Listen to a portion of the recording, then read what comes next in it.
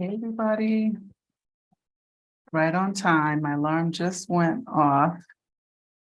I set crazy alarms, so make sure they're all turned off, no interruptions. Hi everyone. We'll wait some minutes and time here for others to join us. Welcome to Wind Down Wednesdays. I hope you all are having a good week so far. This is Semana Santa, Easter week here, which is huge. It's huge in the US, but it's also huge here in Mexico. And everyone is taking a vacation. The kids are out for 2 weeks, so it's sort of their spring break. So that's what's happening. Let me get a sound check in. So if you're on and you can hear me, just let me know. I'm just adjusting my mics. I'm not doing anything crazy over here. Yeah, let me know how you guys are doing. So what's happening here? So this week we're going to talk about how to know when you're ready to move abroad, move to Mexico. You know, I live in Mexico, so I focus on Mexico, but maybe just, have some conversations about the different reasons people have. But I can talk about my experiences, which some of you will already know my personal story, but how to know that, this is really what I want to do. And I think that looks different for everyone. So we'll get more into that. If you all are here, please let me know if you're in the chat. And I really hope that this time is right, because I don't know why, since the time change, we have been awfully off. I mean, talking about really off. I don't know why this thing was saying that I was getting on in an hour when I set it for 6 p.m. Mexico time. So I think what's happening with this, I'm going to talk about this for a minute, even though there are not a lot of folks on yet. But, if you missed the beginning and you come on later, you can go back and watch it on the replay. So if you're on the replay, that's what it's going to be. But I think that what's happened in the past is Mexico changes time maybe 2 weeks after. 2 weeks after, let me think about this, daylight savings time, or maybe 3 weeks after daylight saving time in the US. So I think that some of the systems, because maybe they automatically changed before, some of the systems are not updated yet, because I've had a few people who were showing me, like, on their clock or on their phone, it had like 2 different time settings. It was kind of strange. I haven't seen that. I haven't experienced it. Maybe it's because I have a Telcel plan. I haven't looked at my US phone. But the point is that everyone's confused. We're really confused. So we're going to just work this out. Hopefully we'll work it out by November. And that's when I think things will be back to kind of normal. So just bear with us. If you set your notification bell, you'll get a pop-up that tells you when I'm on, and we'll get in here and talk to each other, right? So just confirm that you can hear me if you're watching, and we'll go from there, okay? I'm in a little bit of a different space tonight. I'm down in my other kind of office / entry to my house. And that's because I have someone here helping me this week watch my little man. I have a not pieces retreat going, and while I'm there, I need to have someone take care of Micah, because I'm working. Anyway, so this week the wine feature is the same as last week's. It's called, and this, believe it or not, this is the same bottle. I love drinking wine, but for some reason, I still have this one. It's called La Santisma Trinidad. I think I showed it to you all last week, so I still have some. And so I decided not to open anything else. Let me just go ahead and drink what I have. So what are you all drinking tonight? Let me know what's in your cup. I also have a nice fresh water that has fresh mango in it. My the lady that's helping me, she's a local woman. She's amazing, and her two kiddos are here. So I have that in my cup with some water. So it's really yummy. Okay, so let's kind of get started, and we'll keep our fingers crossed that we have those who normally come in can figure out here that we might be on a different time schedule. Excuse my sniffles. Okay, so this week we're talking about how to know, when you're ready to move. I think it's more than finances. I do think it has a lot to do with the environment you're living in, the psychology behind it. I had a conversation with you all probably over a month ago about the psyche of moving abroad, because what I've learned, and I'm not a licensed counselor, psychologist, or anything like that, but just in speaking to people through consultations, helping them create a strategy to move to San Miguel or to move somewhere else in Mexico.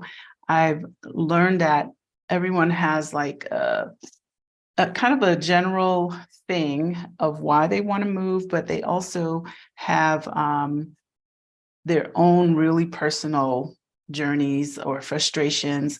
And and I know that a lot of what's happening now, the movement with women mostly leaving and wanting to be abroad or move abroad, I'm not saying just women, but I think the population is mostly the female who is initiating this idea. This has been my experience here, is a lot of it just has to do with being in a headspace where they're very frustrated and they are tired of whatever their situation is. So I think that, hola Gilda, how are you? I think that we all have to sit and really kind of figure out what that is. And I'm saying that because I think that a lot of folks may not always dig for what are my reasons, but sometimes you just know, when you know. I know that my reasons were really around my kiddo.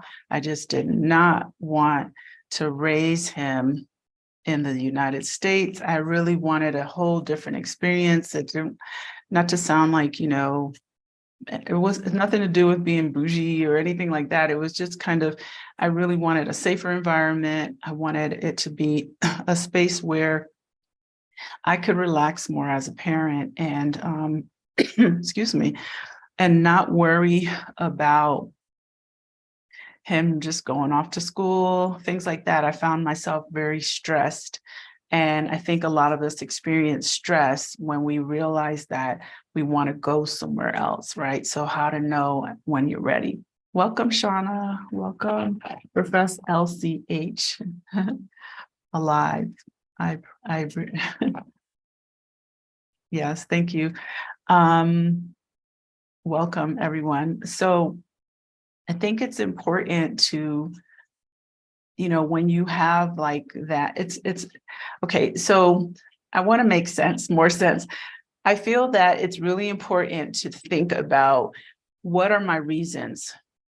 Is it just money? Is it, I want an adventure? Do I just want to kind of pack up and go? Am I just fed up and I'm just running away from one thing, but maybe not handling what that thing is, or those things are, could be family issues. It can be separation, divorce. It could be a lot of things. But I think it's also very important for you to know when and why. right? So my why was more about the dynamics of what would the future look like for us if we lived somewhere where we could really have a more affordable existence, where, you know, I wouldn't stress out so much about my child going to school. I wasn't spending, you know, an excessive amount of time in traffic trying to get to job A and B. I mean, I had my own business, but every time, you know, I would get like a great client or clients on board, there was just so many other factors that would kind of crop up. And it always felt like, you know, working to pay this, working to take care of that, working to just keep working, right? And just paying for things all the time and doing things, or just being in this kind of like financial or vicious financial cycle. And, you know, I really had to kind of step back, and I said, okay, when I traveled in the past, it seemed like things were in general even more affordable, even though, you know, there's always that thought of what do I do for work if you're not retired? You know, a lot of people that come here or call me or whatever, they are either retired or semi-retired or ready to retire. So, but not everyone is in that position. And it doesn't really matter, because when you come to the conclusion, it's like, what is my reason and what is my path and what is my journey for wanting to move to another country, right? That's a big move, big step to make. Welcome, Lauren. So I think that, you know, I'd like for you all to kind of tell me like, what are your reasons? I guess we can talk about that a little bit more. What do you want to gain from moving abroad? But my personal journey was really around my kiddo, having a lifestyle that felt a little bit more cultured, and, you know, pushing myself to learn another language. That's always something I wanted to incorporate. Even just being around more art, more music, more things. But most of all, kind of escaping some of the pressures and the stereotypes that, you know, I felt I didn't want myself to keep going through. And I also didn't want my child to be subjected to that as well. Don't get me wrong, there's stereotyping here as well, but I feel that it's one of those situations where, you know, the focus is on something else. It's on other things. So this isn't always just about money, you know, but that is a part of it. It's like, okay, I know I'm ready when I have kind of like a stable scenario. That's not a perfect, you know, situation indefinitely unless you are officially retired, right? Because there are a lot of people that are coming and they're just reinventing themselves, right? There are some people who are coming to do just that. They are, I don't want to do this career thing anymore. I mean, we all know, we follow Stephanie Perry and Rashida and Adelia and all, you know, a lot of other people. We all know that a lot of people are kind of moving towards other things in their life. Maybe they always wanted to do something, or they always desired to do some specific thing. I think that moving to a new place really does kind of push you against a wall, and sometimes you can either sink or swim. And so that's just something to keep in mind, that just because it sounds great, it doesn't always mean you're ready. You really need to kind of always come with some sort of a plan. And I say always. I know people who have it, and, you know, they can kind of be a little bit more adventurous. You know, they grab a backpack and they're just gone. They have a little bit of money and they're resourceful and they just figure it out. You know, there are people who still couch surf. I think that was a thing back in the day. I think it's still a thing. I think the more up-to-date version of that is house sitting, which I think is amazing. I was actually talking to someone today about this other company called People Like Us. which I signed up for a few years ago. I don't know if you've heard of it. And you house swap with people around the world. If you want to just, say you want to go to Australia and there's someone over there that's interested in your house in the US or here in Mexico, you can swap houses. It's not a house sit. In some ways it can be, but it's like someone wants to go somewhere and someone else. And, I use this very bad analogy, which was when they had that show with the wife swapping. And when we watched a couple episodes, I was like, this is crazy. But I was like, it's kind of that same situation. So if someone were living in France, maybe someone wants to come to San Miguel, and I've had people contact me about it because I did sign up. I haven't done it, but I signed up a few years ago when I first moved here because I thought that would be a great way to travel. So in saying that, doing these things and being adventurous is great, but I also think that if you're serious about being in a place, experiencing the place, and then making a good, solid plan, and also asking yourself, what are my reasons, right? So that you're ready to do it, because I think there are a lot of challenges that are unforeseen. I just want to say welcome all things Sean, and a more relaxed pace of life. Also, everything going on in the US, I want to experience something different. I hear that. I hear that. We'll talk about that. Shauna, welcome. Well, I did say that. I'm so tired of hustle culture. I hear that. Welcome, Jackie, and welcome, Jessica. Hi. So I think that,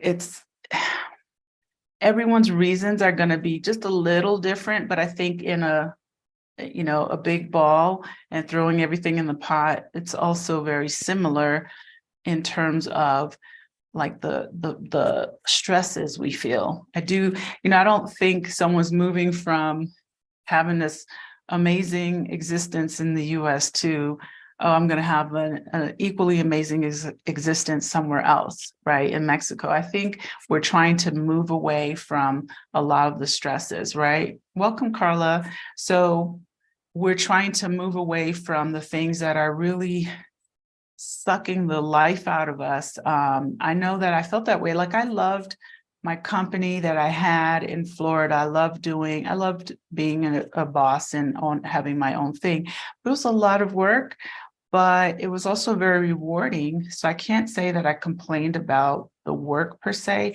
but it was all the different things around it. And then always feeling like, there's always some other factor that's like sucking everything out of me, then I started thinking of other ways like, okay, what can, let me get some rental income property. Let me do this. And it was just a constant like hustle, strain. And sometimes you can just be so overwhelmed by never having an opportunity to just be, and honestly, like I'm super busy here. I have to say that. I have to be, full disclosure that I'm very, very busy here. But I can say that I have a lot of support. I have a great support system. It's affordable to get help. The people that help me are just beautiful. They're locals, and I'm happy to support those things. Yeah, it's like you said, all things Sean, that having like a pace that feels like you can breathe and you can go out, for example. So we have our retreat this week. I mentioned that earlier. Piece Not Pieces, the first one, and it's beautiful. It's been an amazing week. So what's happening now? Last evening, we decided to go and have some food at a restaurant. And then I said, okay, I want to show you Central a little bit. So we went into town. We were having a good old time, just walking around. It's a small place. It's a small enough town where you're probably going to see someone, even if you've only lived here for a few months. I've been here for a few years. So I saw a young lady, and she said, oh, so-and-so's at this other place, and so-and-so's over there singing, another woman. So we, just impromptu, we went over there and we had so much fun. We were only there for about an hour and we were like dancing. It was just kind of like unexpected. My previous existences, I like to dance. I love music. I haven't really done a lot of going out here in San Miguel. I feel like, again, it's random, but it was just a Tuesday night, people having fun. It wasn't super late.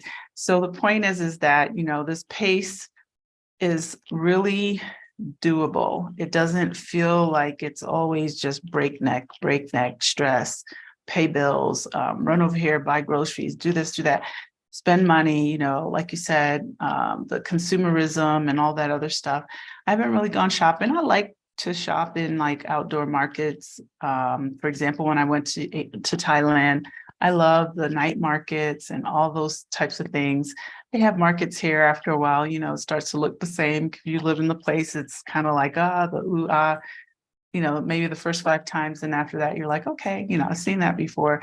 But the point is, just not having like that pressure to buy an outfit. I don't know if you all feel like that, but I know when I would go out or invited to something or wedding or going out on Saturday, going to dinner, it's just like, oh, let me go and get something. Nothing wrong with shopping. Not saying there's anything wrong with that, but I know that I don't feel that same thing that I used to feel maybe living in South Florida. Everyone's like, drop dead gorgeous.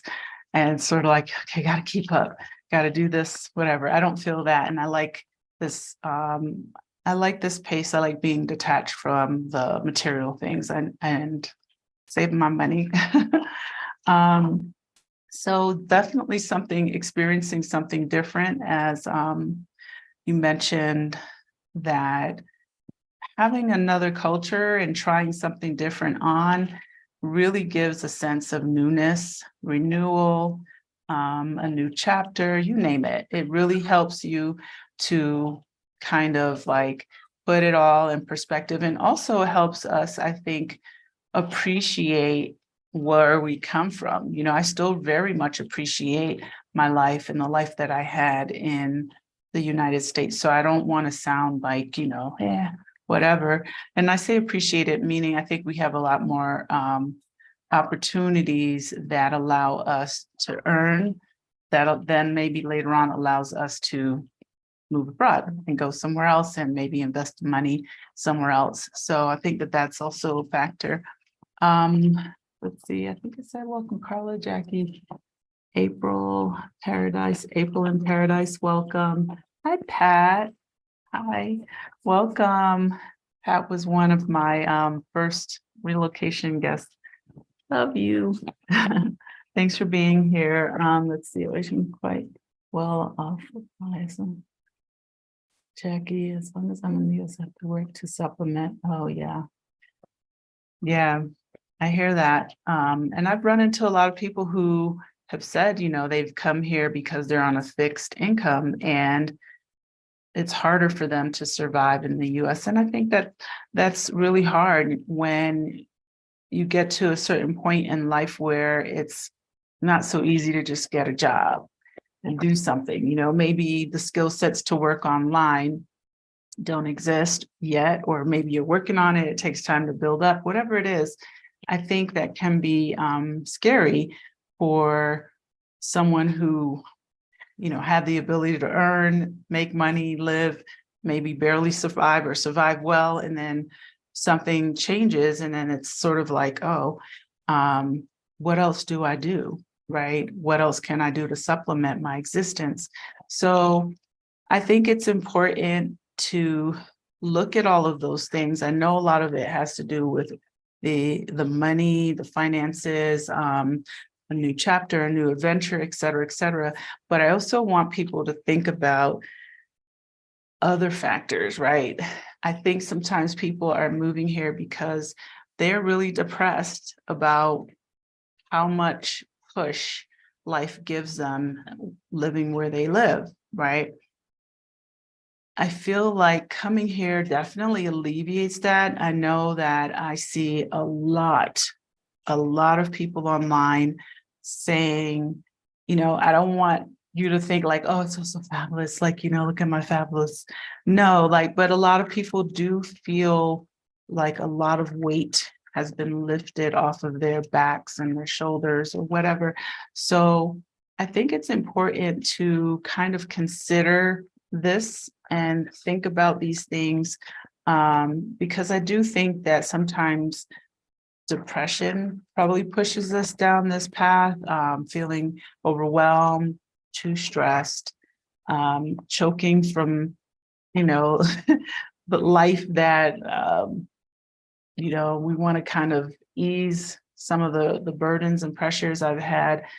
Lots of mothers that have contacted me that want to leave and they want to move, they want to be somewhere else. And I always tell them, you really have to have a plan. You can't come running down here with no plan and kids and all of that. Well, you can if you got it comfortable enough to make it to the next thing.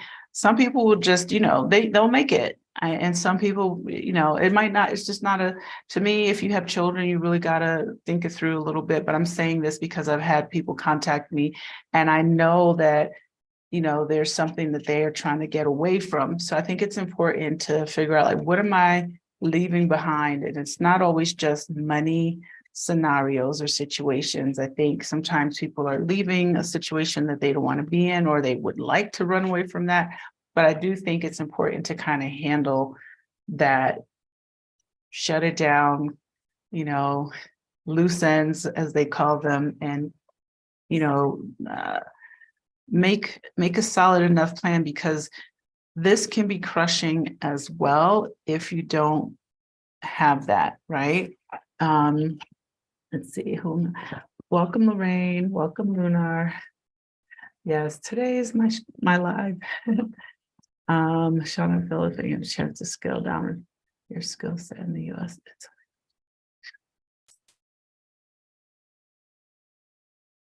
That's true. That's true. I think that there's so much competition in terms of just education.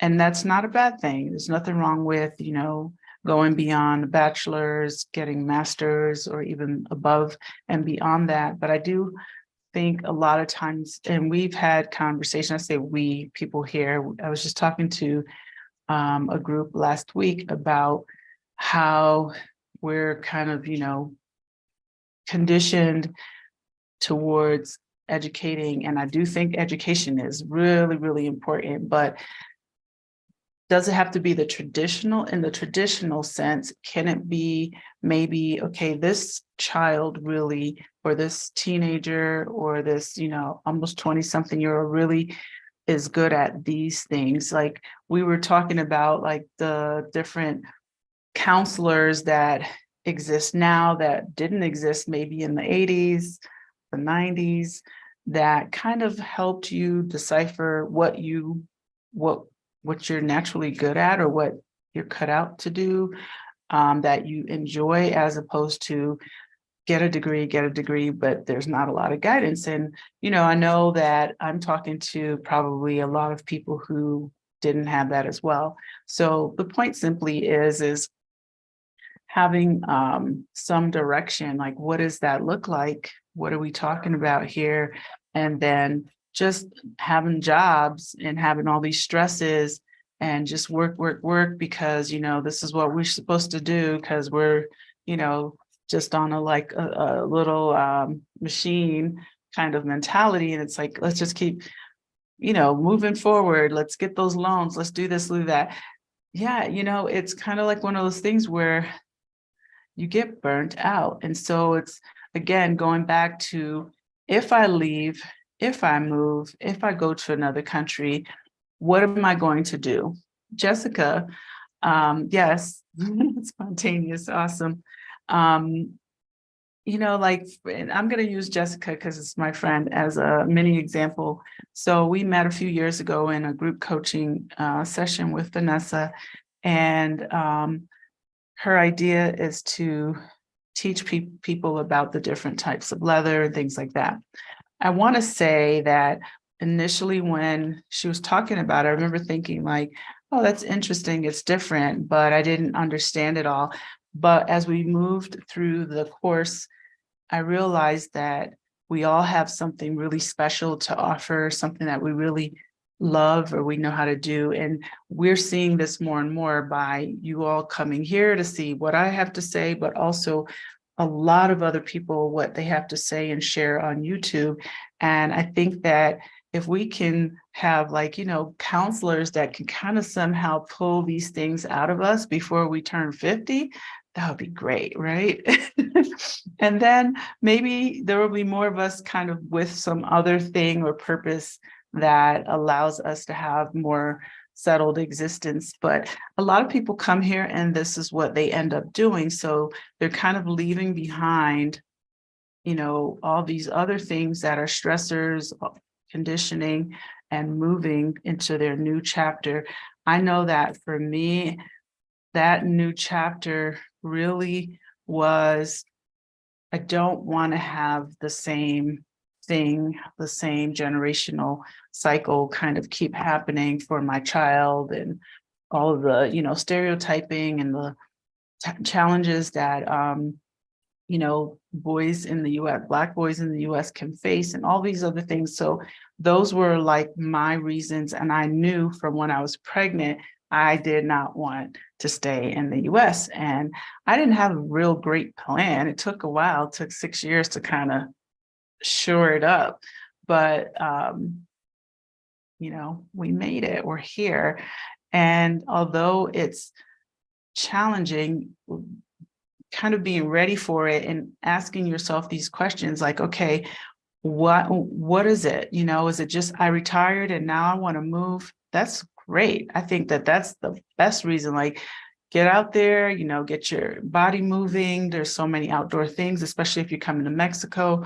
San Miguel, you're in the mountains. It's a great town. There's so many things going on socially, but it's like also the psychology behind it. Am I running away from just family things? Is it just money? Think about that. Why do I want to go over here? And also think about the things when you get to that place.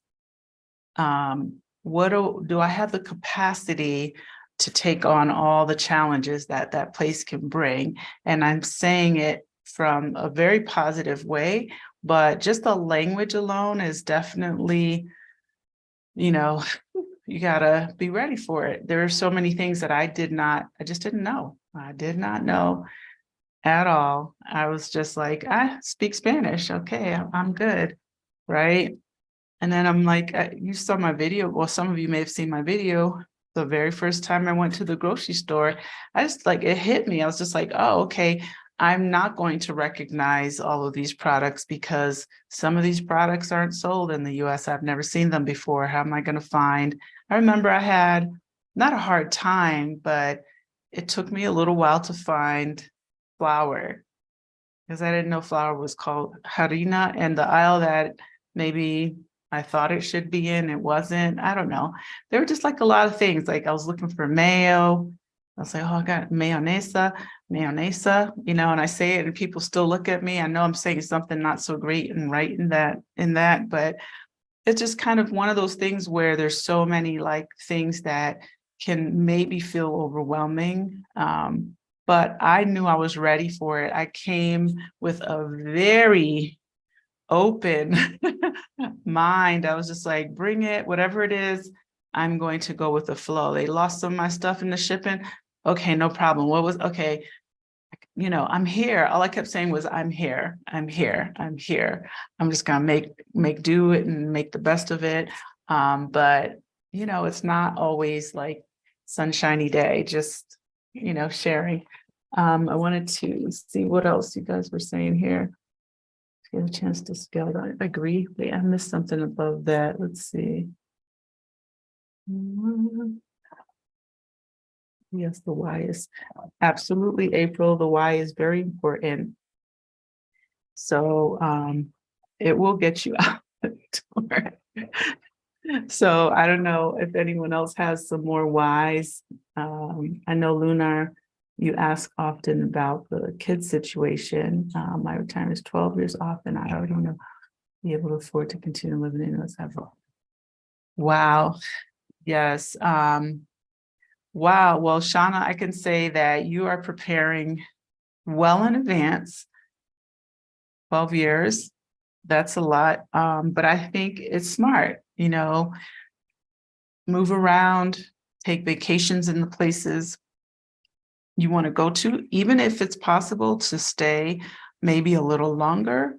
I was talking to someone about that this week, and I said, maybe go to a place and stay there if you can for at least a month.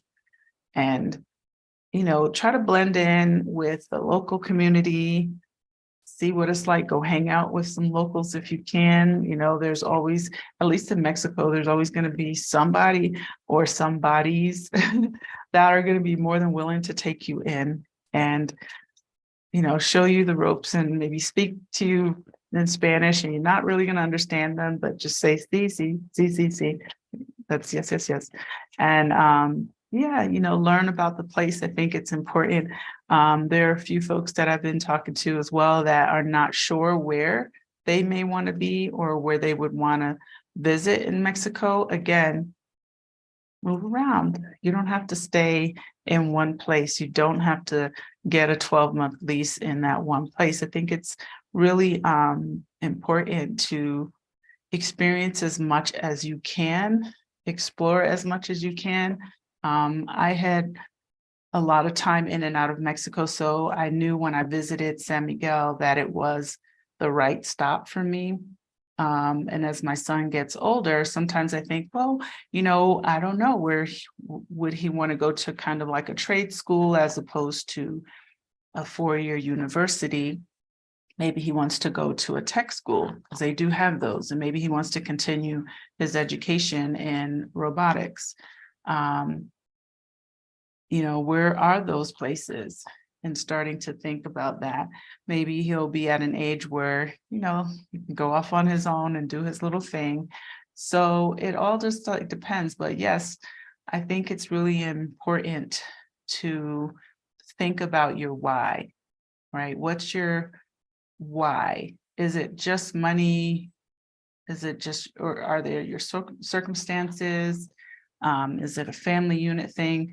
Are you bringing a spouse with you, that may not be fully on board? That's a whole other topic, but just kind of like, how do you know when you're ready? And, and then when you are ready, I can only imagine like that feeling, because anything that might be frustrating to you at any point during your day or your week, you're going to be like, oh, I'm just so ready to get out of here. I know I felt that way because I was working and I enjoyed, like I said, I enjoyed what I was doing. I enjoyed having, my business, and I also enjoyed the people were my clients, more or less, not all of them, but some. And this was in the US. I had one lady, she was very vicious over there in Florida, and she was just not very nice, but she and I, for some reason, we clicked, but she was very vicious. And I remember everyone would always complain to me about her. And I was just like, you work for her, she's my client, but she's not my boss.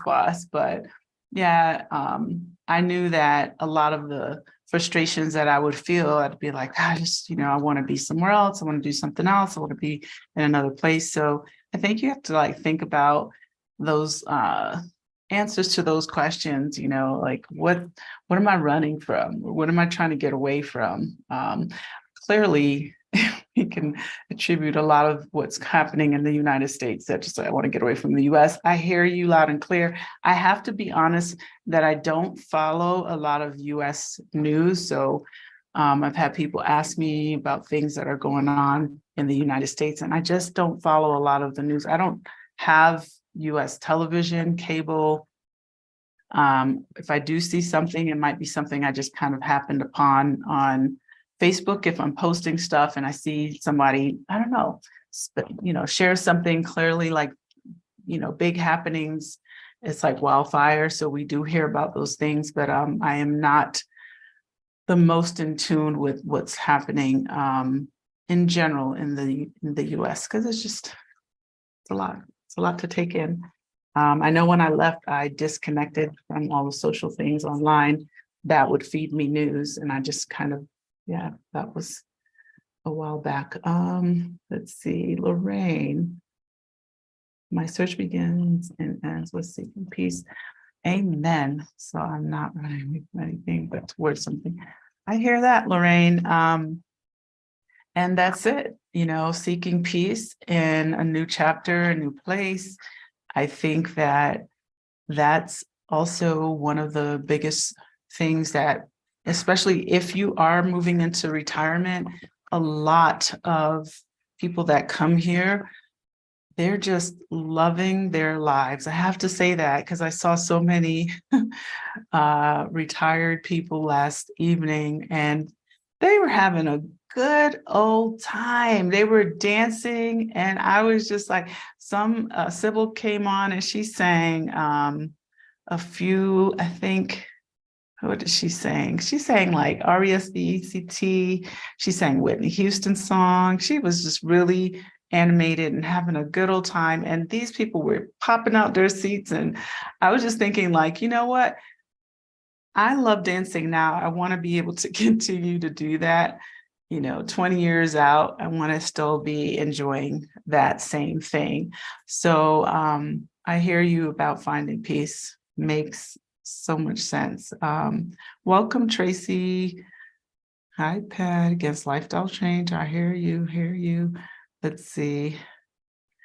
Illuminates my smile on my 5-year-old. And shows why schools to sexualize kids to protect her from Yes, exposing her to abuse. Excellent. I'm glad. I have to say this, Lunar, that it's a mixed gamut. I feel that I've had people come on, some subscribers, maybe some not, that have watched, and they're Mexican or of Mexican heritage, and they've been afraid to come and explore Mexico, even though, and everyone has a different experience. It all depends on maybe where they came from. Maybe they were in an area that was tough or rougher. So I don't knock it, but it definitely is one of those situations for me when I feel kind of sad that can't be seen in the same kind of light as me, because I'm not from here.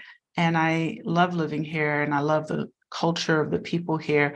Again, we all have to be aware of things that are going on around us and wherever it is that we live, and be mindful of those things. So I'm not downplaying, not, trying to be like, yeah, fantasy, fairyland. No, not at all. But I do want to say that for me, Mexico is so full of rich traditions, so full of rich culture in so many different places, different foods, different healing methods, plant medicines, the things they celebrate, the festivals, the religious aspect, the indigenous people. It's just kind of a place where it really makes me smile to see that you want, to continue that. Like, I know a lot of people who have not just Mexican heritage, but others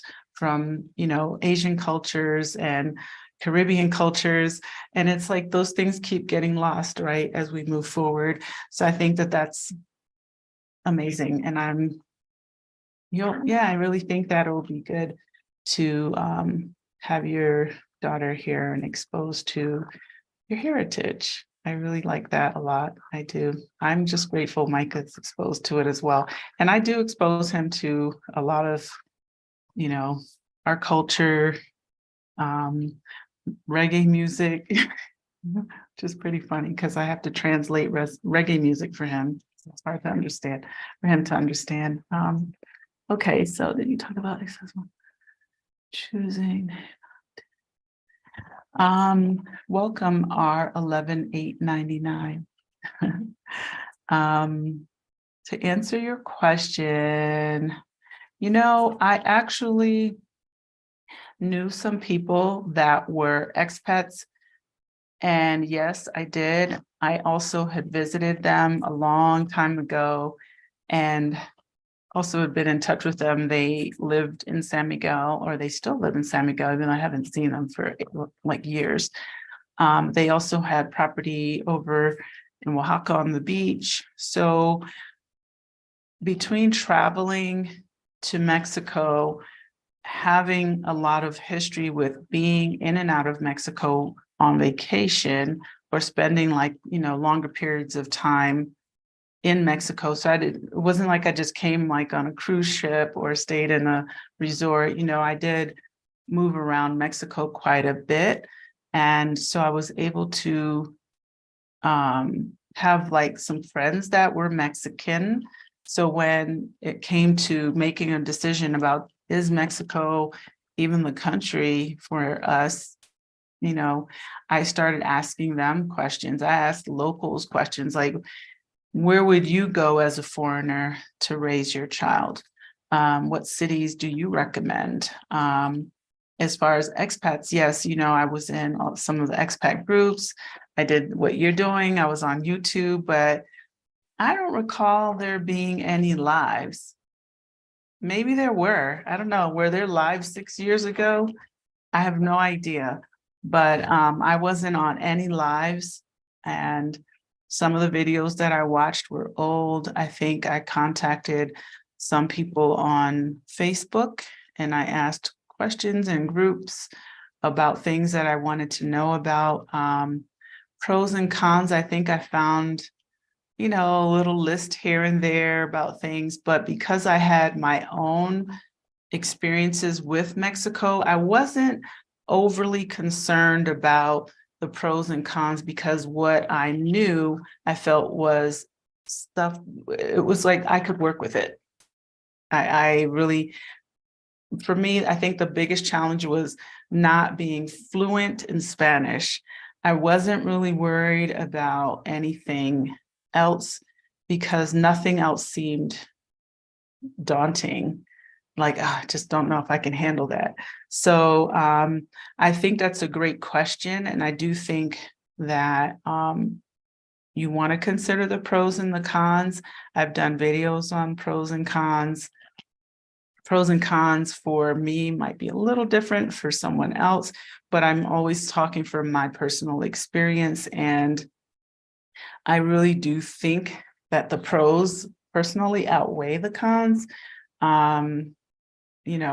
So if you have like any very specifics that you want to ask, that hopefully answered some of your questions. Let's see.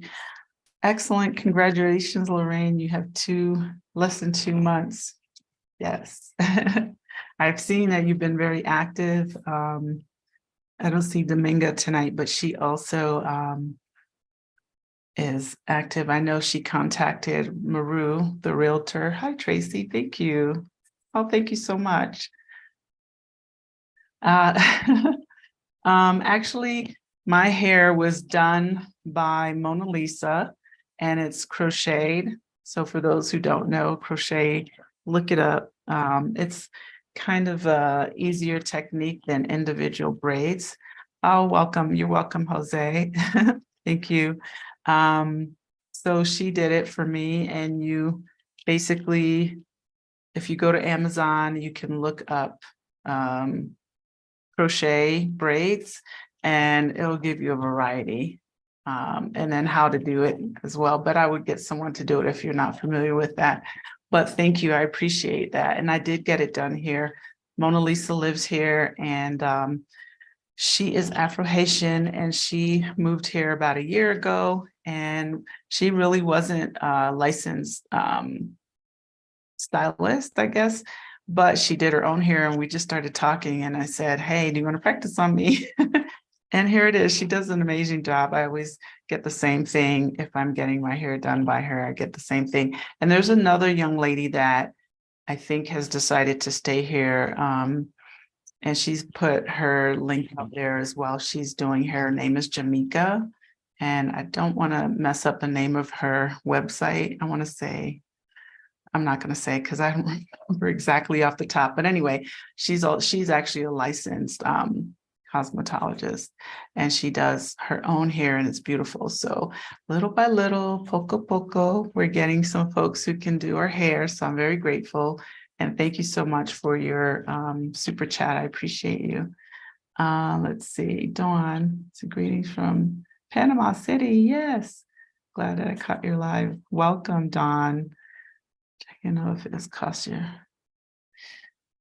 too much. Yes, absolutely. Let's see if we call them Mexican American. My parents, Michoacan. Okay, I recognize that. I'll be living there. Position from the exact how. Yes, so I find that very interesting. Thank you for sharing that, Lunar. I find it, very interesting. For example, my parents left Jamaica when they were very young in the 60s.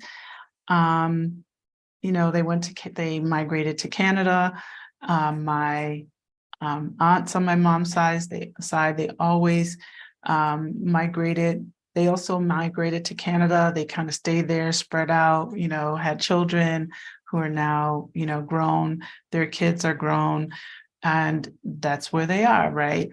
I actually miss that, or I should say, it makes me maybe a little sad that maybe I didn't have more access to my Jamaican heritage. First of all, back in the day, trying to buy like 5 plane tickets for us to go to Jamaica just wasn't maybe always doable. So we did like spurts of visits and things, but I did not go back to Jamaica until I was in my early 20s. And I remember that feeling of wanting to know more about it and, wishing my parents. So we were introduced to a lot of like the food, they cooked Jamaican food. So I love Jamaican food. But I can say that, we didn't have a lot of the music and just like the way Jamaicans speak, patois, and things like that. We didn't have that. We didn't grow up with that. I mean, I had it, but not in the same sense of really, having it. I felt that back then there was a lot of conditioning to become more Americanized, more Canadian, more, US. And I'm very grateful to be first generation that did not, grow up in the islands because of the opportunities. But I also wished that, there was a little bit more integration with where my parents come from. And I felt that I didn't learn some of these things until I was an adult, just enjoying reggae music. I remember my brother, who's younger than me, explaining things that were being sung in the song. And I'm like, oh, okay, that's what they mean. I mean, now I get it and I hear it all the time. And I remember always admiring one of my cousins who came to live with us, or 2 actually. And, they had a heavy accent. And although I understand a lot, it's hard for me to mimic, naturally. And, sometimes I wish I was around that a little bit more. So I respect anyone who wants to kind of be a little bit more connected to their culture. I think that we all want that. I think we all kind of desire that. And if, there's no negativity attached to that. So I say kudos to you for sure. I think it's going to be amazing. And I think it's amazing for your daughter to experience that. Jose, okay, thank you. You're welcome. Thanks for sharing your name. Let's see, all things I'll be in Mexico in 2 weeks, finish up. Excellent. Planning to make the move in August. All things Sean. Sean, I hope I'm saying that. Sean. Excellent. Congratulations. What part of Mexico, if you don't mind sharing? I don't know if you meant Mexico City or just Mexico in general. If you want to share, you don't have to. You plan to make the move in August. Excellent. Good for you. I think this is great. Keep doing the research, keep finding stuff, keep connecting with people. If you don't know people already, just keep connecting and doing what you have to do. So, thanks, Tracy. You're welcome. Yes, there are people here, and there are people in Mexico City, people in Playa, people probably Playa, Cancun, kind of Tulum, kind of the same, that do here. If you jump on any of the expat groups, you can find them. There are people in Querétaro who braid. Before moving here, I wasn't always into braiding or getting my hair braided, I should say, but it's definitely, yeah, it's a good thing. It's doable here. So I'm just adjusting my computer. Let's see. Lorraine, my husband to Mexico. Yeah, wow. That's right, Lorraine. Where is he? He is from Oaxaca. Mexico City. I love it. I love it. I love it. I'll look forward to meeting you soon. I know you all are, I think, visiting or moving to SMA, Lorraine. But I love that people are reconnecting back to Mexico. And if anything I say inspires, I'm very, very excited to be a part of that journey. As I always say, I love here. I love living here. I love the culture here. And I know part of it is being in a new thing, a new place, but honestly, I think Mexico has some of the nicest people. I've traveled a lot and I just see it over and over again, and I really appreciate and enjoy it. Doesn't mean every single person is going to be dripping with honey. No, not at all. But in general, culturally, I think it's amazing. So that's awesome. What is the dating scene like there? Do tell, do tell. Tracy, I am the wrong person to ask the question. I was married when I moved here, and I am officially divorced, and I have not dated because I'm super busy. But I will tell you that I have several single women that talk often about dating, and I am meeting people here through various dating apps. If that helps any, one lady shared with me that she was dating on something someone shared with her about a website. I think she said it was it Unhinged? I don't know. And then I always hear about Tinder, so I can't help you with that one. I'm so sorry. I know that there are people out there going on dates. I think in San Miguel, from what I can see, is there are a lot of couples, there are a lot of women. There are a lot of married people, and there are a lot of women. So the scene is probably a little lopsided, but I don't really know because I'm not out there. I haven't tried to go out on dates. I've been so busy with my life, with Casa ELM and working, building my existence here as much as I can. And that's it. So you have to check back with me because a friend of mine asked me this about 2 weeks ago. She's like, "Oh, haven't you been on a date? Have you gone on a date?" And I said, "No, I actually haven't." And so she was just like, "Oh, and I said, "I haven't, I've been busy." And it's funny because I've had some people ask me if I'm interested in meeting someone that they wanted me to, and I just kind of like, no, I'm not right now. So that doesn't really help you answer your question. I'm sorry.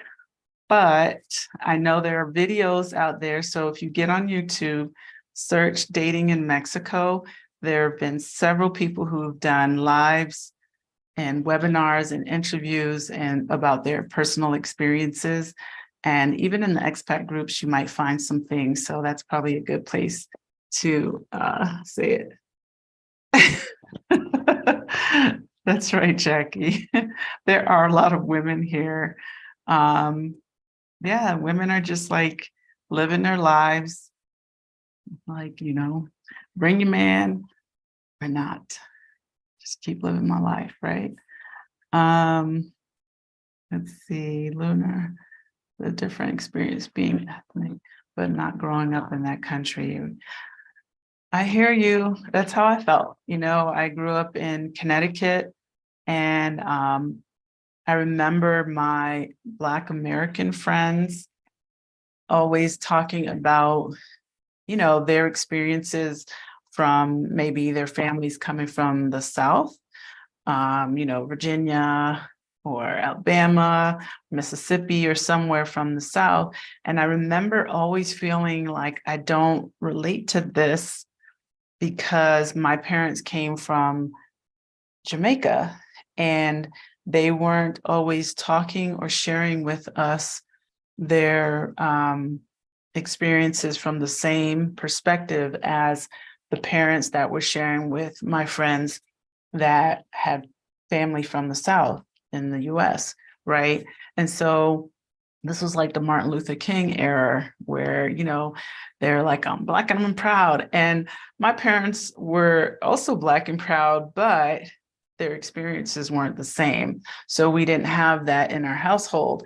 So I always kind of felt that same type of thing. I remember growing up thinking, our conversations are different. Our food is different. My parents are very Christian, so it was just kind of a different thing. And I always had like kind of this, not always, but oftentimes in school, I had these moments where I didn't feel relatable to other people's backgrounds. And so I feel like in general, as a race, we are oftentimes displaced, or we wish we had known more. And I think a lot of people experience that, especially if their parents migrated to the United States from some other place, not just Canada. My parents left Jamaica, moved to Canada, and then moved to Connecticut.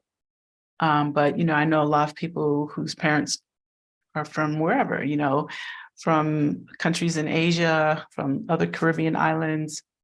So I think we, like they always say, the US is this whole melting pot thing. And some ways, yeah, we don't have a choice, right?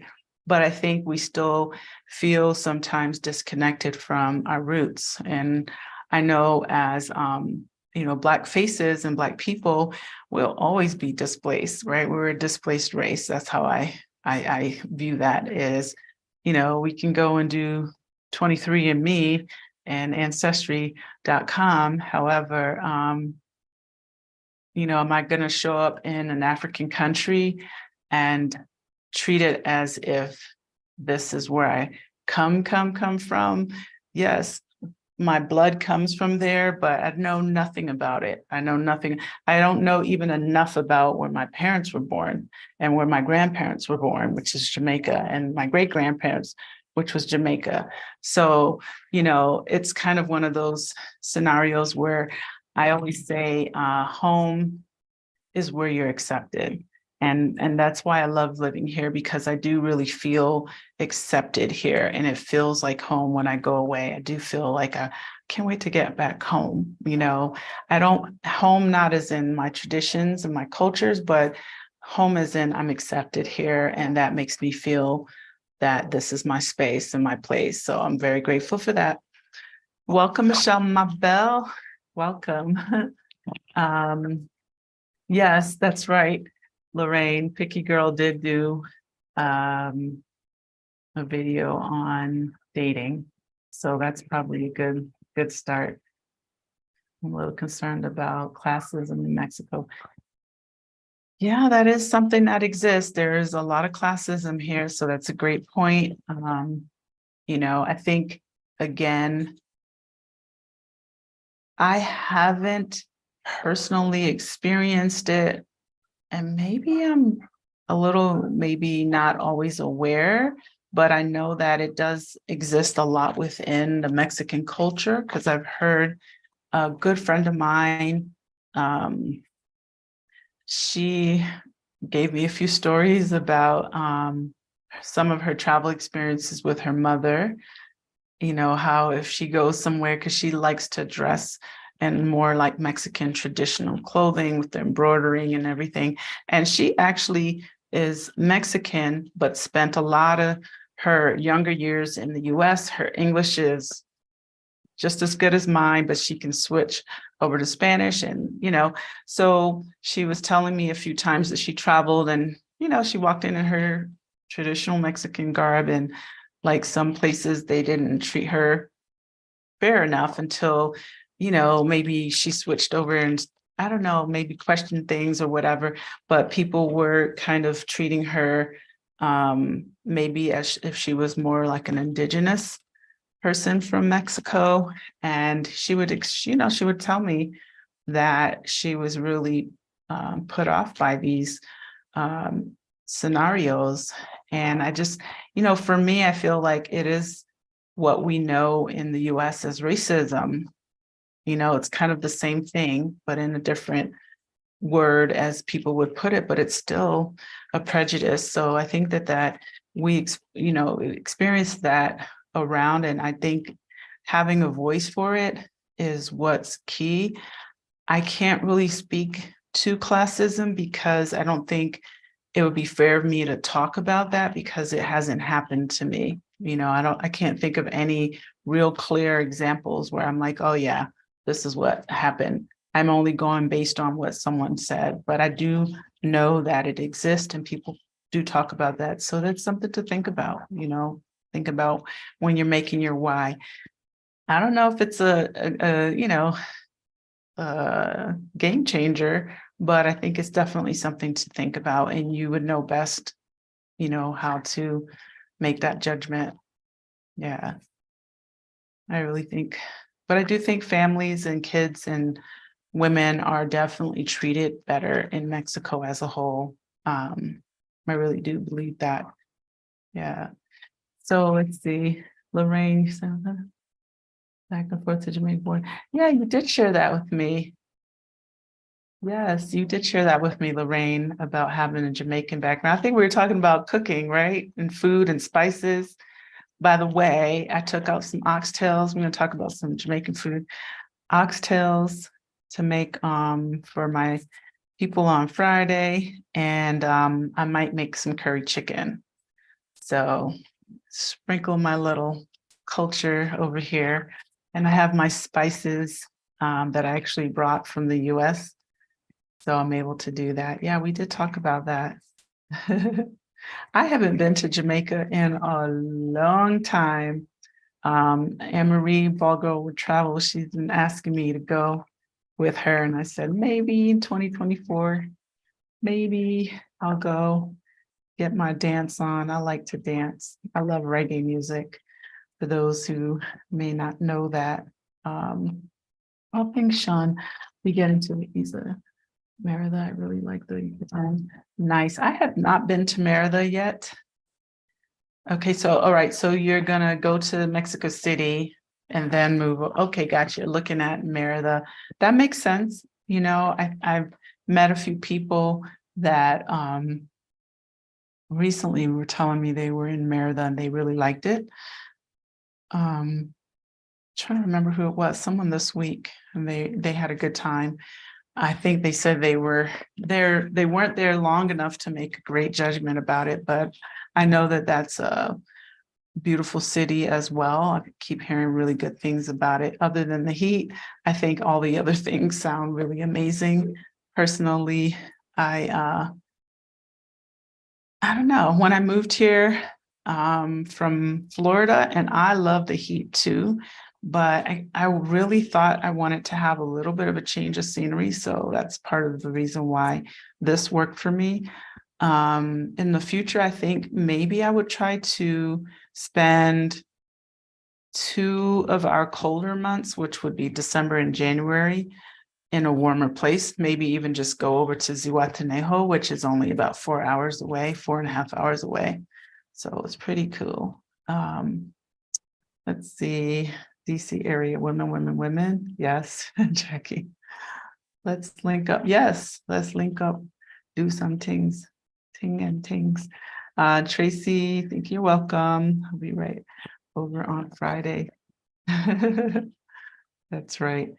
That's right. Come on over, get some food. So we've been talking about doing, what were we talking about doing? Like a soul food Sundays. There's a lady that recently moved here. She is really interested in having like cooking classes possibly and doing soul food cooking. And she came over a few weeks ago and cooked, and it was so good. She made some, what did she make? I want to say she made some snapper. She made mac and cheese. What else? Oh, she made this creamy shrimp and grits. Oh, so good. It was really, really good. And that was just her thing. She had her little apron on and she's like, I'm going to come over to Casa and I'm going to cook. And I said, go for it. Her name's Jackie also. And anyway, she wants to start doing possibly like soul food Sundays. And we're putting that together. And she also wants to do like cooking classes because she said she really likes to cook, and then have like, you know, people have conversation over preparing food. And I like that idea a lot. So I said, my space was open to this. So let's talk more. So we'll be having some more plans over that. Yes, you all are on the oxtails.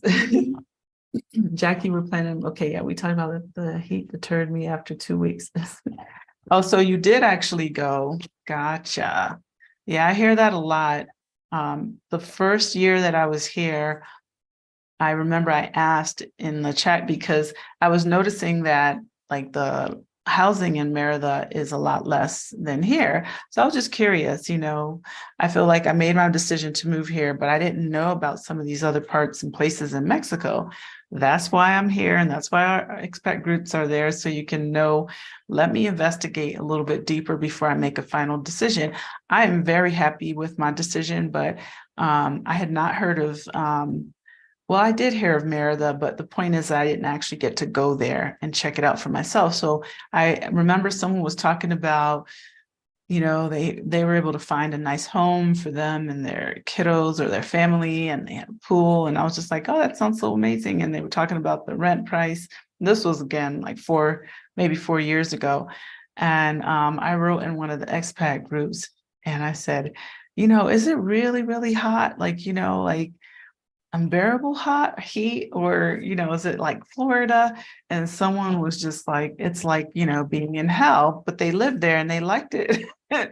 And I said, oh my gosh, you know, like I don't need that description in my life. So I haven't been there personally. I know people that moved there and left, or people that may live there most of the year, but then they leave during the hotter months to come to a place like here, Querétaro, where it's a little bit more comfortable. So I know a lot of people have moved there and they like it a lot, but one of these days, maybe. Okay, hot and humid. Yeah, I don't know. I kind of miss the humidity for my skin. Humidity is good for me, but the heat part, no, you know, no. I'll skip it. I'll skip that. Skip. I like it here. It's comfortable. Like today, this morning, I went to La Gruta. I met some really cool ladies from that were visiting from Guadalajara. They came to San Miguel for a few days, and they popped up on one of the my platforms, and they were asking about are there any, you know, any group things? And I said, I'm going to La Gruta tomorrow. And if you don't know what La Gruta is, because I've talked about it a lot, maybe you missed it. It's our hot springs. I love going there. It's super busy because it's Semana Santa, it's Easter week. And people here in Mexico take their religion and Easter very serious, and they take vacations and they enjoy their life. And I can so get with that. But it was packed today, more packed than, because I feel like I own La Gruta, even though I don't.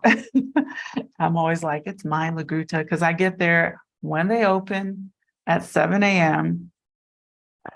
And today I got there at 7:20 or 7:30.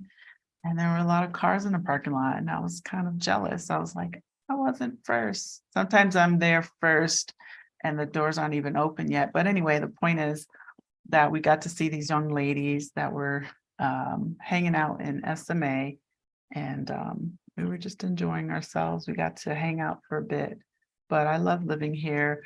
I like when it's this time of year where, we can go over there and enjoy that still early enough in the morning where it's still cool outside and it's not too hot.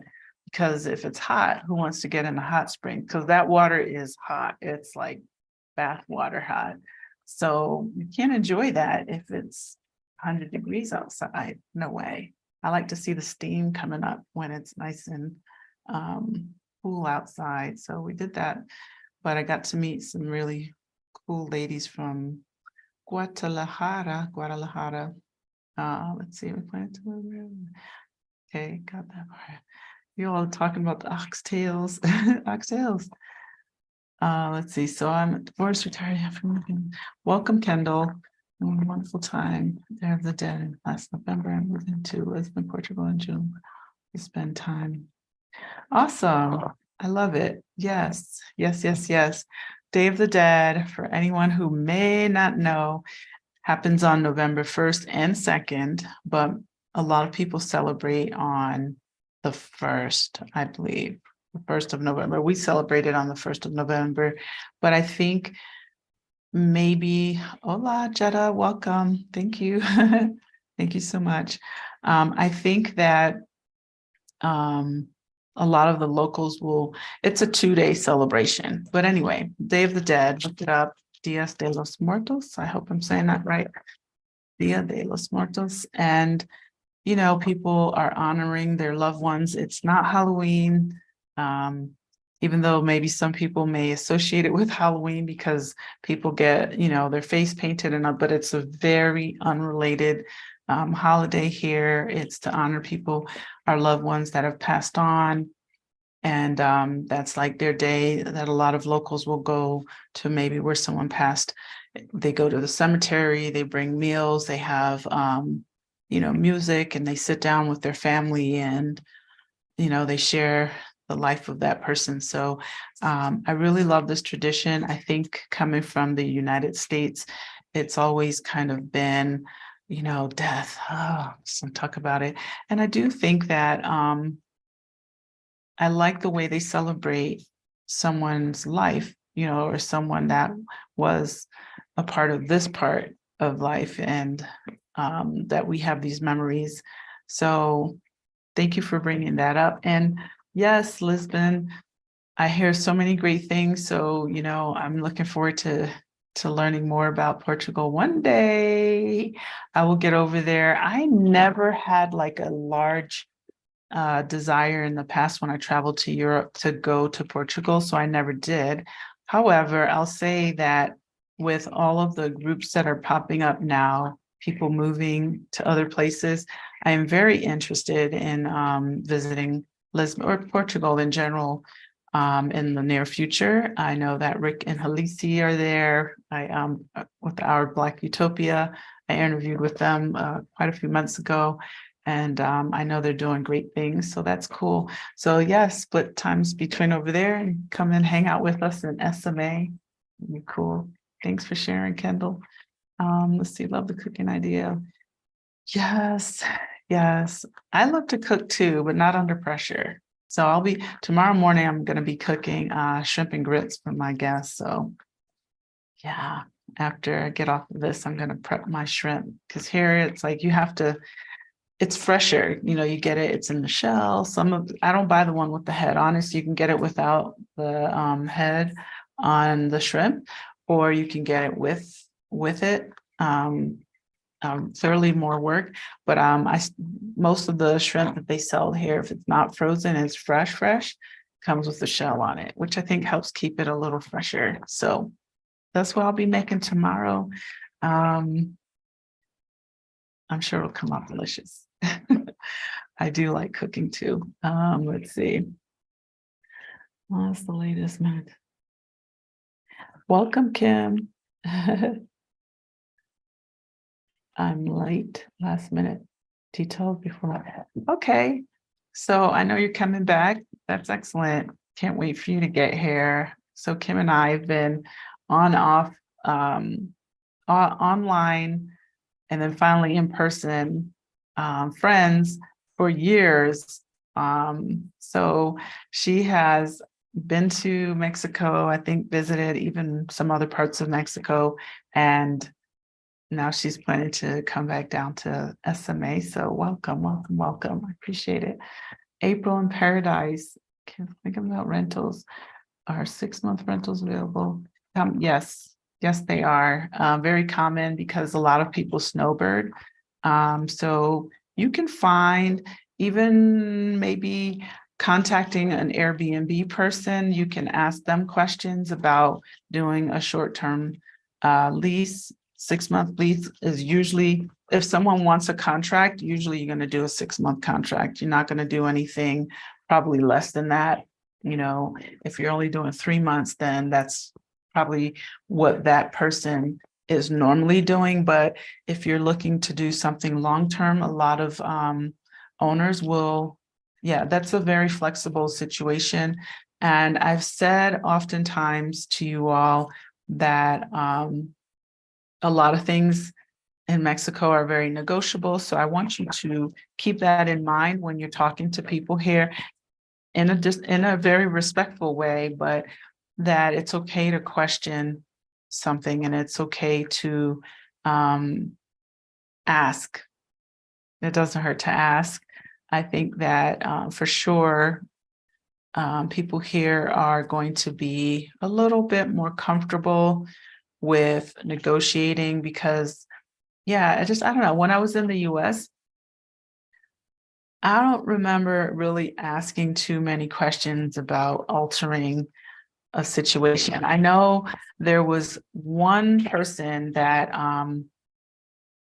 let me think, that I did ask if she could lower the rent because she came back to me and it was outside of my budget and I didn't know what her rent amount was. And I really liked the house.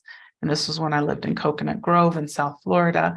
And I remember I asked her, she came back to me and she's like, oh, you seem like a nice person, blah, blah, I really would like for you to rent it. And then she asked me, well, what would you want to pay? And I told her, and she said, okay. But outside of that, I think I've only really negotiated this much is here in Mexico. And I just think that it's been one of those situations where you can do that and people encourage it. So ask questions within reason, you know, and vice versa. You know, landlords will sometimes have really crazy expectations and sometimes you gotta just keep it moving. Or if that's okay for you, but yes, you can get a 6-month lease. Okay, so you just want to look around online and if someone's offering something longer, ask them, can I do 6 months? Would you be okay with 6 months? So I think that that's going to be cool. Let's see. Let me see. Victoria, welcome. Thank you, Victoria. It's actually extensions. I'm letting the cat out the bag. But thank you. It is very long. I like it. This is my other go-to hairstyle. Thank you. Let's see, Lorraine. So good. I cannot wait to soak my foot bottom. For those who don't know, we'll translate. Foot bottom is the bottom of your feet. That's how Jamaicans say it. They say a lot of very funny things. I think we're a very funny group. I call us the coconuts. Jackie, I'm not thrilled about cooking anymore. Guess I can take, or you can have someone cook for you, Jackie, once you get here. I'm telling you, just think of like big city things you can find someone doing that here, you know, the cottage industry, is that what you would call, like, there's just a lot of people doing things they like, their passion, people creating things with their hands, art, not just art, but a lot of things. It's just one of those places where I remember during COVID, like they created this whole website of or a Facebook page and group that grew like wildfire of people who were cooking food and, you know, want to deliver. Because I think, you know, you got tired of being in the house all the time, couldn't really go out to restaurants. So it's like, well, I cook this. Like, so let's say if I were one of those folks, I could say, I make curry, I'm making curry chicken on the weekend. Who wants? And then people would order. There's a woman here, she makes Korean food. And she's Korean, and she puts beautiful, like, you know, a whole spread together. You want sushi, someone's going to prepare that for you. You want, you know, like kind of traditional Mexican food, you can do that. So I think that all access, basically. And if you don't want to cook, hire one of those or order from someone that's, you know, specializing. Tahara, I've talked about her, but y'all may not know this. She was helping me last year when I first needed the assistance with Casa, and she started looking at a book, and I talk about her a lot. She gets a little embarrassed because I'm like, you know, she's amazing. Anyway, I had a book, someone gifted me a book for Casa ELM. And in the book, it was a lot of the graze boards, right? The charcuterie boards. And she was looking through them. And then I said, okay, I'm going to do this Valentine's Day thing. This was last year. And I want to do one of these boards. And I said, oh, she's like, okay, I want to help you. Let's work on it together. And I bought all the ingredients. And then I was buzzing around doing something for this particular evening. We were going to have some people come over, like a Galentine's thing. And she starts putting the board together, and it was just so amazing. And I was just like, you know what? You don't need my help, because if I touch it, it's not going to look as pretty, right? Because my board's going to be like I threw it against the wall and it just fell down on the board. And she was so meticulous. It was so well done, so well put together. I was amazed. And she told me that was her first time. And I said, this is your calling right here. And I encouraged her. I was like, go ahead and, you know, do that. So she does that like for parties and stuff. So if anyone's an SMA, Tahara's the one to put an amazing grace board. She did one for me for Monday, just like the things she does. We did a brunch board with waffles and fresh fruit, and like granola with yogurt. It was just beautiful, so pretty. All right, I'm gonna get off the food. Well, I get off the food subject. I'm gonna get back to these comments. Let's see. So thank you about the hair. Good idea. Yes, you're welcome. That's your recommendation. The Gruta was one of them. Yes, I love the Gruta. Then you went, okay, which winery, Kendall, did you get to? Yeah, we all love our vineyards here over here in San Miguel. Let me know. So some of the things that I think really help, back to just kind of wrapping up our topic really quick, is having, you know, in terms of when you know, right? Once you know, and we talked a little bit more about the psychology behind why am I moving? What are my reasons for moving? And also dealing with anything that possibly, if you move, you're bringing it with you, and your stresses may continue, right? Those things that are really on you, on your person, on your emotions, on your heart, like you really have to think about those things and address them. I think it's super important for us to do that. So I just want to make sure my computer is plugged up. I just realized that it wasn't charging. So you want to make sure that you stay in tune with that. I've had some people who came and it was a lot. There wasn't a grand master plan. And, you know, there's that whole like staying in the soft landing space, you know, staying in Casa ELM and being there. But sometimes when you move beyond that situation, it's kind of like, oh, okay, I got to figure this out. Even though there's a lot of community here, there's a lot of bonding here. It's really important to make sure you're ready for the things that are coming at you. And I say make sure, um, for me, I was ready for anything that was not what I was leaving behind.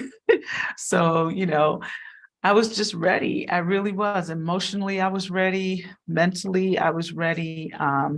You know, just a lot of things. Physically, I had, um, okay, if I have to walk, I don't have a car, I'm okay with that. I'll figure out the bus. There were so many things to think about. So I think that for me, it was, I just want to do this and I'm going to make it work, and sometimes it can really be scary and it can be like a challenge and it can be overwhelming. And I think that sometimes you really just have to stop and say, okay, what are my reasons? What are my whys? And I'm ready to do this. And also, if possible, try it on, right? I always tell people, try to try it on, um, try it on, right? And see if it's okay, if you can do a month or a couple of weeks or whatever. We have, a lot of people who do that, a lot of people who just pack up and come. I think that's fine too. I've supported all scenarios and I've seen a lot of scenarios and situations. I would say the success rate is typically around 80 to 85%, but there's that 15% where maybe there wasn't a great plan or it was very overwhelming, or just because it wasn't what, they thought it was going to be. And then it becomes kind of like, okay, where do I start? Where do I go? So if you can kind of sit down, what are my whys? Why do I want to go? Do I have the financial stability? What about the what if moments? Not so much so where you don't do it, because we can ourselves right on out of something. And if we listen to too many people as well. Don't listen to people. Like, don't let people crush your dream. That's all I have to say. The language can be a challenge. There can be the cultural challenges. Personally, I love the cultural thing because for me, it's like different. It's not humdrum. I'm not walking around seeing the same things, experiencing the same things. And then also, if you can go somewhere where there's a good support system, if you're someone who feels like you might need that. Some people are very adventurous. They can just grab a backpack and be gone and travel around. They're like, oh, I went here, I went there. I always admire the Europeans for this because I met a lot of Europeans who were just like, oh yeah, I traveled for a year, went around the world. And I was just like, oh, how'd you do? This was years and decades ago, and I'd ask, how'd you do that? How, like, what about work? We're so conditioned to be worried about work. And I could not wrap my brain around this. And then I started learning like, oh, okay, that's how they did it. And I learned a lot from these situations. So, just kind of having that and also having a support system. I meet a lot of people who want to travel, but they might want to travel in a group. Doesn't mean, they want to stay in the same room or anything like that. It just, because, sometimes like those things will be double occupancy or, single occupancy in a group setting. But I feel that like some of the experiences we offer, it's like, you have the ability to meet people and meet people from the community. It just makes that adjustment so much easier and softer. It's not like someone pulled you out of the water as a fish and just kind of threw you over there and like, okay, figure it out. Can be overwhelming. And just having like I said, the support system and the motivation, right? We're all here because we're motivated to not be where we started, right? So I think that that's a huge key. Let's see. Are we on to Mexico in 3 weeks? No official game plan, just stepping out. Good. Welcome, Earth daughter. I love it. Need to change your environment. Yeah, sometimes this is what you got to do. Like I said, some people can just get up and peace out. I think a lot of times we're very conditioned to be kind of like, we need a plan. I need to know, what am I doing? Where am I going? Who am I staying with? Do I know anyone? I hear the gamut of different ways to do it. I like to travel. I don't mind traveling alone. Like my first trip to Thailand, I was pretty much ready to go by myself for a month. I had a whole itinerary, and someone I know offered to join, and I was like, okay, meet me there. And that's what happened. It all depends. I'm usually the one who's planning the getaways, which I'm kind of planning right now, one for later this year. So it just depends. It just depends on the person. I think it's important to know yourself. You got to know yourself, right? Let's see. Welcome, Tom. Would you suggest staying in a hotel in SMA or renting an Airbnb? Depends on what you're looking for. I think San Miguel, in my opinion, is more of an Airbnb kind of place because there are a lot of homes that are available because a lot of people don't live here in their homes full time. So you can, get something that's super inexpensive all the way to something that's really, it all depends on what kind of experience you're looking for. Do you want to cook, or are you just kind of like, I want to be in it? There are beautiful Airbnbs for pretty much the same price as what you would pay for a hotel. If you were going to stay in a hotel, there are also beautiful hotel options. Some of the hotels, again, are very local. And, I personally probably wouldn't stay in some of them. And I only say that because I'm kind of picky about silly things like what color my sheets are.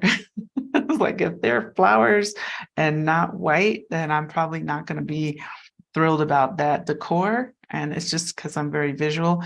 But there are some really nice hotels. I think one of the ones, in my opinion, that I feel is a good, fair price is La Casona. I will drop it in here. But there are really amazing Casona. There are very amazing hotels here as well. So just, can do a quick search on booking.com or look on Airbnb. I personally had a really not so great experience with Airbnb over a year ago, and I haven't used them since. And I love Airbnb, at least in the past. So, but I know there are places because I've stayed in some, but this was 5 years ago. So I think, it just all depends. So those are some of the things you can look for. Jose, for some, it's important to have a support network to handle. I agree. I think, let's just say you knew no one and you came to San Miguel, or I don't know, let's say you went to Mexico City, because Mexico City is massive. That's like the extreme, right? Lots of people do that. I think a lot of younger people do that. But let's just say you went there, you didn't know about the different neighborhoods, you didn't know where to start, you didn't know where to stay, you didn't really speak the language well. And maybe you're not that person who's like, the world is mine. Remember that song, The World Is Mine? Like, you're just like, okay, where do I start? Whatever. It can be crushing, it can be scary, it can be crushing. You never know. I had a friend that recently moved there, and within a week of being there, like they had a earthquake the other day. It's just like scary. It's like, okay, but some people were able to call and check on, hey, I know that there are people there that were able to check on her. I was like checking on her. The point is that, yes, having a support system really does help. Even if it's a very, new support system, just having some people you can reach out to, I think helps.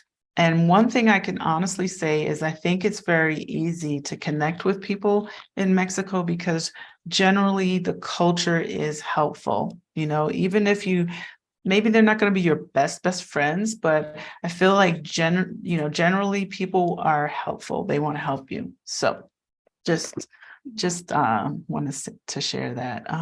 Let's see. Jackie, been in for 3 years. planning to selling my house. Yes, I'm happy you're ready, Earth Daughter. I like that name. I think, yeah, if you're beyond ready, you're gonna take it on. It's like I said earlier, mind being wide open for whatever, for the challenges, for the pluses, for the everything. It's like, I'm gonna make this work. That's it. There is no other option. I'm making this work. That's sort of how I came into this. Yeah, because I knew what I didn't want to go back to. So just, praying for that to keep going down that road. Pat, pace yourself based on your situation. Yep, exactly. Work through purging, financials, healthcare, whatever others say to deter you. It is their own fair Exactly. So I think you have to stick with what you feel your dreams are and try your best to make them happen and not let anybody make you feel any kind of way about your curiosity, your interest, your desire to be out. I don't think I shared my move with that many folks. I know I did with my family, like my immediate family, but not too many others. And I didn't need to because I was already on that path in my head. I knew I was leaving and I didn't really need anyone's input. But I know that a lot of people tend to want to give you their fare, project their fare, and that's not healthy. That can't be healthy. Time of years when I would be playing, go anywhere in the world without any. So I've done that, Tom. I have done that myself. I remember looking around the holidays because, people mostly stay in the US for Thanksgiving and, other family type things. That's fine. I love my family, so I don't want to sound like I don't.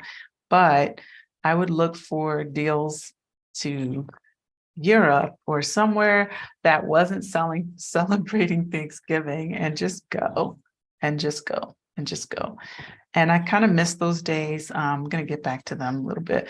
But right now, I really am enjoying exploring Mexico. There's so much to see, and I have a everlasting list of things to see and do in Mexico that I'm going to try to get to, and then I also want to explore some other Central and South American countries. I've been to like Chile and Ecuador, Argentina, and Belize.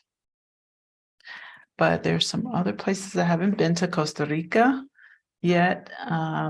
So yeah, I just think that there are other things that I would like to check out kind of around here. I really do want to, I don't really miss Europe at this point. I want to get back to Asia, things like that. So thanks for sharing. Let's see, got pop-ups coming up here. Let's see, naysayers, yep. Have to be careful who you discuss your dreams with. I agree, Jackie. I totally agree. What is the plan? Or what happens when funds run out? Yeah, you got to have a plan B. Yeah, I don't tell people what to do in terms of money. I think, we're all kind of in charge and know what our dollars are. And I think it's important to, if possible, have multiple streams of income. If you have a set savings amount, there are lots of people talking about jobs and opportunities for things. I know I did an interview with, I feel like Sheila was the one person, Sheila K, you can find her on my channel, who really had some good tea, dishing tea, what is it, serving the tea, spilling the tea, talking about the tea, on earning online. And that was an interview I did about 2 years ago, but it's still very relevant. And it was earning on Amazon. And I felt that her information to me was kind of the most in-depth info in terms of the interview that I did with her. And I know a lot of people are doing things like that. I think that that's one way. So I think it's even really, really important to try to, figure out some of the options that are out there. I know that there are lots, and I know a lot of people are really getting creative with like AI now. A lot of people are learning about trading, things that you can take with you. I think that that's really, really important as well, So let's see, possibly teach online also is an option. I know a few people who do that in addition to some other things. I think that those are all various ways to do that. Okay. Patty, welcome. Did you live in other cities in Mexico before this? I didn't live, well, somewhat spent a lot of time in a house that we built over in Oaxaca, but along the beach, so close to Huatulco. And so yes, I could say I part-time lived there. I knew I didn't want to live there full-time because it was just more secluded. It was it's a much smaller city. It was a lot smaller then. This was like 16-ish years ago.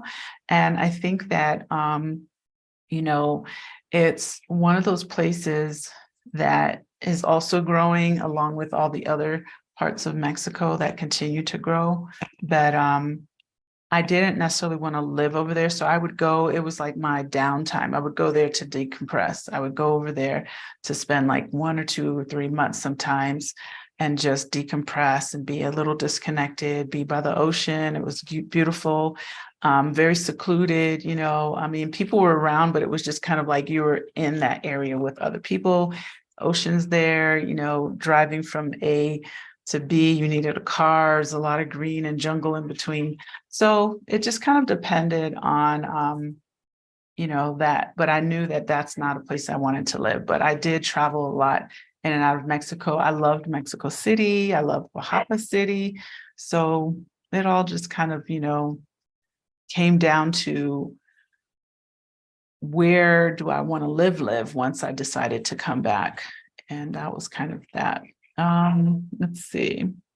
Costa Rica, I've heard is amazing. That was on my list, but I did not make it there. What I realized with Costa Rica was if it was, there weren't enough variations in the temperature and the climate. So I didn't want to be in Costa Rica because and it felt really small. And I don't know, I just like that Mexico is big, but I do want to visit Costa Rica. I've heard so many amazing things about it.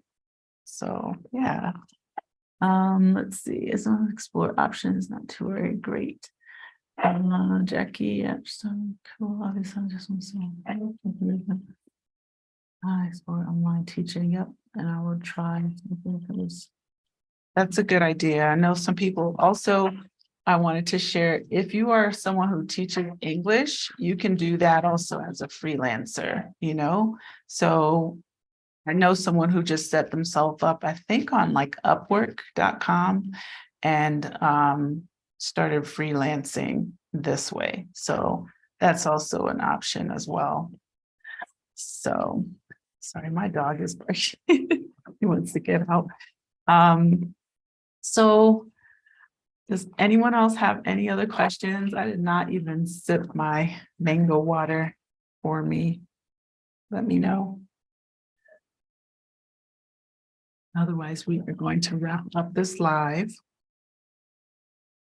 Anyone else? Anyone else? Yes, house sitting. And as I mentioned earlier, if you have a house, you can also house swap. That's a good way to get out there and travel a little bit.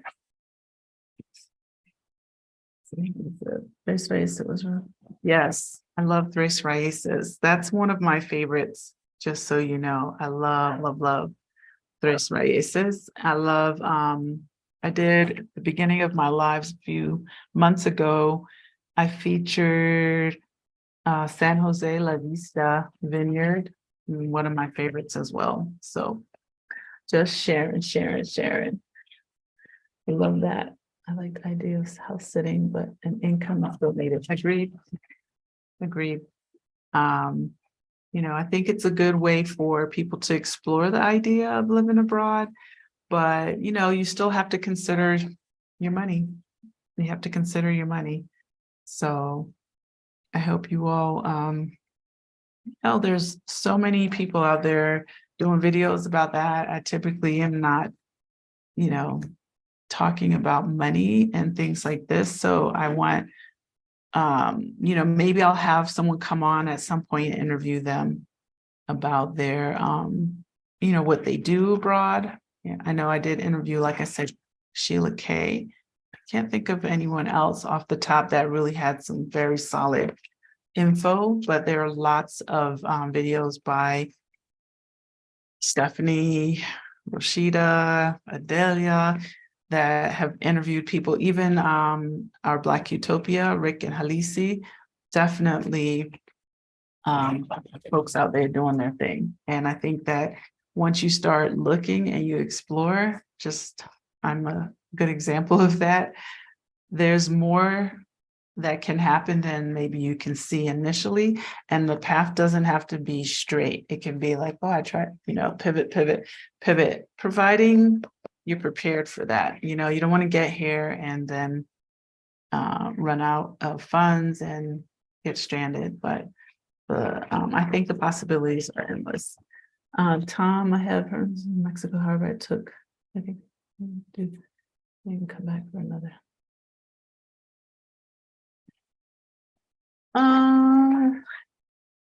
Yes, people have done that. I don't recommend it, but people have done it. So I think it's smart to look at other options. And as I said before, Mexico has some, kind of like stringent thing that they were really kind of beating down, like, no, you can't come in, no, you can't do this. So that was going on for probably like a good year. And then they seem to be easing up a little bit, but not fully. I spoke to some folks recently and they were like, they had to kind of beg and they were like, okay, this is your last time coming in for 180 days. Just saying. And they also have like this other program. Again, you need a specialist, get someone who can really tell you about it and how it works. It's called Regularization Program. The rules are, different things change here in this regard all the time. So it's always good to get someone that can help you. I always recommend Sonia Diaz here in San Miguel. There's a Dr. G in Mexico City. You could probably find her online on Facebook. She's a good person to talk to. She's always very responsive when I contact her. But you want to kind of know what are the rules, what are the laws. So if you really are trying to live in Mexico, find out what are all your options, what's required, what does it cost, things like that. There are different consulates you can go to. We spoke about this last week. Some are requiring a little bit more or a little bit less than others. So I can tell you this, consistently, it is going up every single year. So if you are interested and you can do it, the sooner the better. Let's see. Jetta.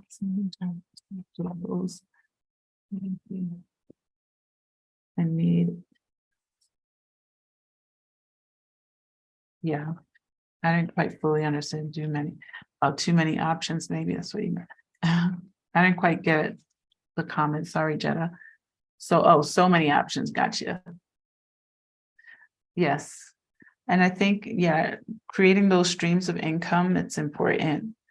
If you can, like, I think looking for online things, because that's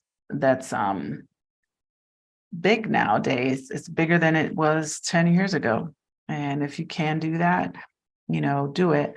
There are lots of options. I think you just got to sit down and take the time to research it and then plan it. And that's with anything. Let's pay a small salary. We agree, reduce. Oh, okay, I didn't know that. Thank you for sharing that, Sean. Shauna said there are organizations that hire you at hotels, pay a small salary and offer free or reduced lodging. There you go. And there's also, someone told me about a program where you can work abroad, like you can work somewhere, and I think they also help you with housing. Yeah, there's a lot. It's maybe similar to like the Peace Corps. There's a lot of options. Okay, so you guys can get out there. We all are on the internet, so you know we can start looking there. Awesome. Oh wow, that sounds cool. That sounds very cool, Shauna. Thank you for sharing that. I heard that a while back they were looking for people to be in Alaska. I guess it was, forget what exactly it was, but they were hiring because it's hard to get people to come in and live there, work there because of the weather maybe, and also the location. So anyway, that's it. Good night, everyone. Thank you again. We will be on again next week at 6 Mexico time. Just do a Google search wherever it is you are. What time is Mexico time at 6? So for you, it will tell you accurately what time to log on. We're still kind of going through this whole shift of not having daylight savings times. Like for me right now, it's 7:55 and I started at 6 p.m. my time. So if that gives you a point of reference, then maybe that helps you.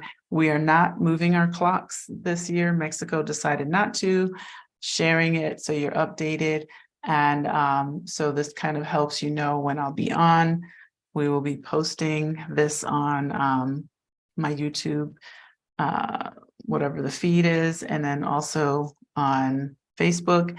And then, as I said, tap into the bell, right? The notification bell. And if you didn't hit the like button tonight, please do so. It really helps.